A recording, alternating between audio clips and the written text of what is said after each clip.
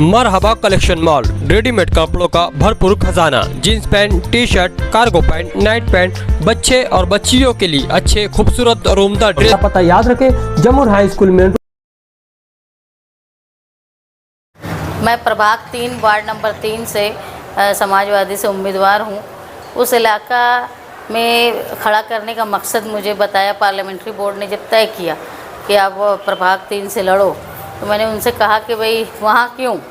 तो उन्होंने ऐसा कहा कि वो इलाका बहुत पिछड़ा हुआ है, कच्चा आबादी पे आबाद है, वहाँ बुनियादी सहूलत के लिए लोग जो हैं वो परेशान हैं। अगर कोई ऐसा मशहूर आदमी जो सियासी रुतबा रखता है, अगर वो वहाँ से चुन के जाएगा तो वो प्रभाग के लिए आम कॉरपोरेटर से ज़्यादा फ़ायदेमंद होगा। इसीलिए वहाँ मुझे उम्मीदवारी दी गई पार्लियामेंट्री बोर्ड की तरफ से और मैंने वो कबूल की। उस वार्ड के अलावा पूरे शहर में जो समाजवादी के उम्मीदवार हैं, आपको क्या लग रहा है कितने उम्मीदवार आज फॉर्म भरने तक फाइनल हो जाए और क्या? समाजवादी के तकरीबन 18 से 20 उम्मीदवार उम्मीदवारी कर रहे हैं। ये भी फॉर्म लेने का सिलसिला अभी भी जारी है। असल में ये इलेक्शन जो है वो कोई इक़्तिदार की लड़ाई का इलेक्शन नहीं है। ये इलेक्शन फ़िरका परस्तों के ख़िलाफ़ एक आवाज़ बनकर लड़ने का इलेक्शन है, क्योंकि आज फ़िरका परस्त हम देख रहे हैं कि किस तरह की पॉलिसीज़ कर रही है। और एक सपना देखा है भगवा झंडा लहराने का, जो तारीख में कभी ऐसा नहीं हुआ है कि प्रेसिडेंट या मेयर जो है वो किसी फ़िरका परस्त पार्टी का बने।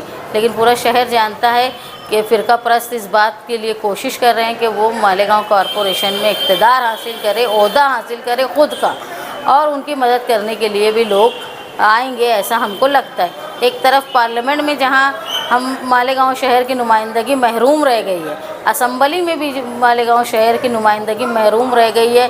यहाँ के जो नुमाइंदे हैं वो खामोश रहते हैं। हम लोग ये चाहते हैं कि हमारा जो फ्रंट बना है इस्लाम पार्टी के साथ समाजवादी का, मालेगांव सेकुलर फ्रंट, वो किसी सियासी नज़रिए के ख़िलाफ़ नहीं है। हम फ़िरका परस्ती के ख़िलाफ़ मालेगांव शहर की तरक्की और तहफ़्फ़ुज़ के लिए लड़ रहे हैं। इसलिए ज़रूरी है कि कॉरपोरेशन में हमारे फ्रंट को अक्सरियत मिले।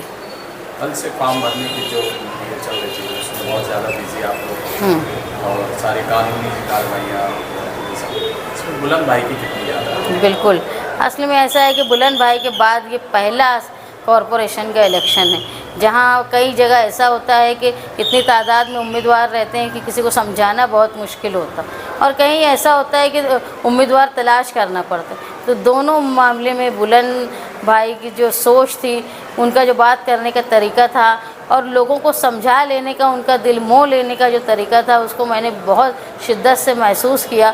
और ये महसूस किया कि वो रहते तो शायद हमसे अच्छी बेहतर तरीके से काम कर पाते।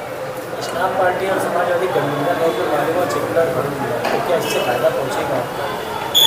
बिल्कुल, हम लोग असल में मैं बताई कि लड़ाई जो है ये इक़्तिदार की नहीं है, ये लड़ाई है फ़िरका परस्तों के ख़िलाफ़ लड़ने की। और सच्ची नीयत और पुख्ता इरादे के साथ अगर मिलकर इलेक्शन लड़ते हैं तो ज़रूर उसका अंजाम जो है वो अच्छा होता है। वार्ड नंबर 7 से मैं आज उम्मीदवारी का अरीज़ा फॉर्म भरा हूँ। ये इलेक्शन हम लोगों के लिए इसलिए भी बहुत अहम है कि 2017 का जब इलेक्शन हुआ उस वक्त बुलंद इकबाल हमारे साथ थे, लेकिन ये पहला इलेक्शन है जब निहाल साहब भी नहीं है, बुलंद इकबाल भी नहीं है। इसलिए शान हिंद और मेरे लिए ये इलेक्शन बहुत अहम हो जाता कि उनके बगैर हम ये इलेक्शन में जा रहे हैं। और हमें पूरी उम्मीद है कि शान हिंद ने वार्ड नंबर 3 से भरा है और मैंने वार्ड नंबर 7 से, और हमारी पार्टी के कई उम्मीदवार अलग अलग हिस्से में फॉर्म भर रहे हैं। और हमें उम्मीद है कि इस मर्तबा शहर जो है मालेगांव सेकुलर फ्रंट को कॉरपोरेशन तक पहुंचाएगा। मेरा इलेक्शन लड़ने का मकसद सिर्फ वार्ड नंबर 7 में हमारा पैनल चुनकर आए ये नहीं है। हमारा मकसद है कि आगरा रोड का जो शुमाली हिस्सा है, इधर से 5 पैनल पूरे हैं और बाकी जगह से इक़्तिदार तक हम पहुँचे। मैं आज फॉर्म भरने के बाद एक वादा करता हूँ वार्ड नंबर 7 की आवाम से, वोटर से और मालेगांव शहरियान से कि हम अगर चुनकर आए तो बुनियादी सहूलत के साथ साथ मालेगांव शहर की तहफ़्फ़ुज़ के लिए हम हर तरह से कामकाज करेंगे, कोशिश करेंगे। उसके लिए हमें कानूनी तौर पे जो करना पड़े वो करेंगे। और अगर महासभा की पावर हमारे पास आ गई तो जितने मसले कॉरपोरेशन से बनाए जा रहे हैं, हम सारे मसाइल का हल महासभा में इंशाअल्लाह निकालेंगे। आपको क्या लगता है आने वाले दिनों में जो अभी 10-15 दिन रह गए, 15 दिन में इलेक्शन का कैंपेन जो है किन मुद्दे पर ध्यान से? देखिए, आसिफ शेख साहब और हमने मालेगांव सेकुलर फ्रंट ने बहुत सोच समझकर एक हिकमत अमली से हम अभी तक आज फॉर्म भरने तक गए हैं और उसमें हम कामयाब रहे हैं। अब प्रचार और मुद्दे का जो मामला है, हमारा मुद्दा क्लियर है। हमने मालेगांव सेकुलर फ्रंट बनाया, उसी वक्त हमने 5 मुद्दे दे दिए।